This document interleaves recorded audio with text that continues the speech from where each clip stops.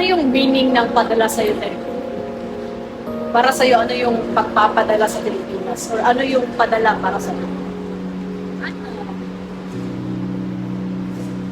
padala sa Pilipinas, means talaga.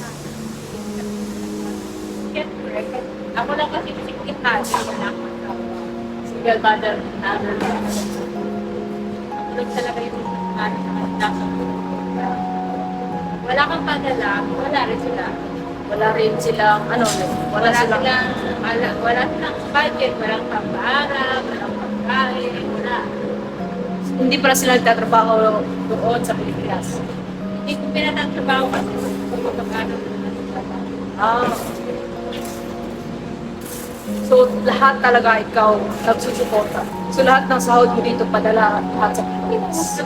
Titira lang ako ng pangalawan. Mga kata, 200, 300? Enough na yun para sa pagkain mo. siyempre kung naguluto ako, credit na. Ayun nga, babawan ako. Nakain ako ng break time ko, alauna. Hindi kasi tatabi ko yung lahat eh. Para mayan gabi. Kaya ulit talaga dito, no? Alas 6, alas 7 ka kain eh. Matutulog ka na niyan pagdating mo. Siyempre, anong oras ka na uwi? Alas 11 na, alas 12. Kakain ka pa ba doon sa supermarket? Kaya parang hirap na kumain, matulog ka na eh. Matutulog ka na. So, ang work mo dito, Te, from Ano, 8 a.m. to 10 talaga. Pero pagka may customer ka, umabot ka na. 10 to 11. So, how many hours working? Umabot din ng 30, 40. Yun yung meaning ng padala para sa'yo, yung parang kung wala kang maipadala, wala kang maibigay, sila din doon sa Pilipinas, wala din sila. Kasi di sila nagtatrabaho lahat. Kasi nag-aaral pa yung anak mo na pinapaaral mo. So lahat na expenses, ikaw talaga. Sa video ang sa'yo na. Sa kanila, Te, pag hindi ka nagpadala or late yung mga padala mo, ganun, ano yung mga reactions nila? Ano yung Magalit. Mama, asa na yun? Kasi ano, wala na kang ng birthday pa yun. Mama, magagalit? bahay ng bahay. Kasi yung tatlo kong college, Oo. naka-dormitory yan. Oo. Kasi yung bahay talaga, sa kaya malayo sa Oo. Kaya kumuha sila ng bahay, per head in Per head. So 800 yung rent nila each per head sa ano, renta nila. So kung hindi ka makapadala, parang ano talaga sa kanila. Haggard sa kanila, mahirap sa kanila. So yung meaning ng padala mo sa kanila is kung hindi ka makapadala, sila din wala. Pero meaning ng padala sa kanila, pag di ka nakapadala, yung reaction nila parang magalit. Oo. Oo, gano'n. Parang kinakabahan sila. Kasi nakakabahan wala pa. Magbabayad na kasi ng bahay. Tapos sinister pa. Budget na. Kasi kahit mama naman kasi ilang lang siya ba? Takot siya na talaga. So yun talaga lahat. Ano yung nakifeel mo ate pag nagagalit sila? No comment ako kasi pag ako nagsalita, wala rin. Parang hindi rin tayo magkakaisipin kasi pag nagalit ako, Nagagalit ka din. masama, nakakapagmura ako. Hanggang kaya ko pang i-ignore sila, hindi ako nagagalit sa mga sila. O, sinisitan ko lang, binabasa ko lang. Sinisin mo lang.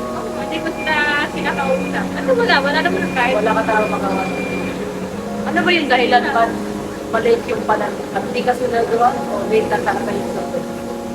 Late naman talaga. Late na naman. Parang ilang buwan yan late na Hindi naman siya buwan talaga. Pero may time na kahit na late. pero every month na talaga. Every month eh. Parang ganyan ang iba na papasok. Naintindihan naman yun.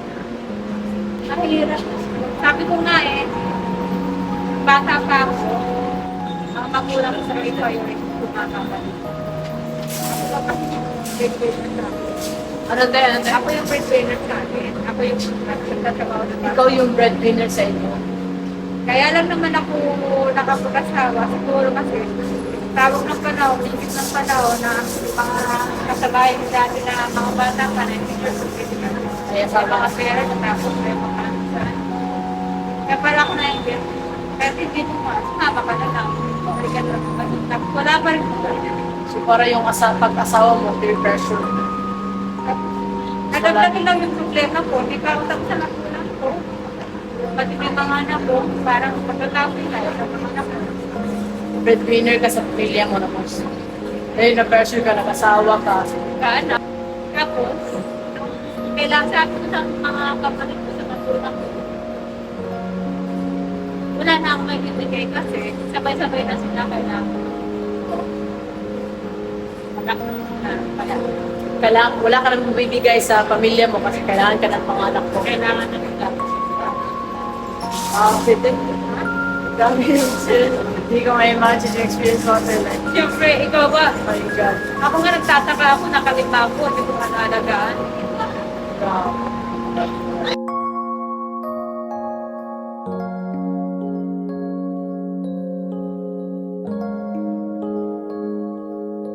Kung i-describe mo yung buhay mo dito, Tek, na andito ka sa abroad, paano mo siya i-describe? Mahirap. Wala naman ako skills. Sa bahay lang. Kasi nangato sa akin kasi nakapagtrabaho ako sa labas. Ano, galing ako sa bahay, makansel ako. Dalawang cleaners na napasukan ko daw silang bukas. So, galing ka sa bahay, Ay, makansel ako. pa-cancel tapos naging cleaner ka. Mga ilang agency na pasukan. Hindi ako sinahuran. Tapos So, tawanan ako ng hindi ka sinahuran sa mga agency. hindi. My God. Ginamit yung price ko yun.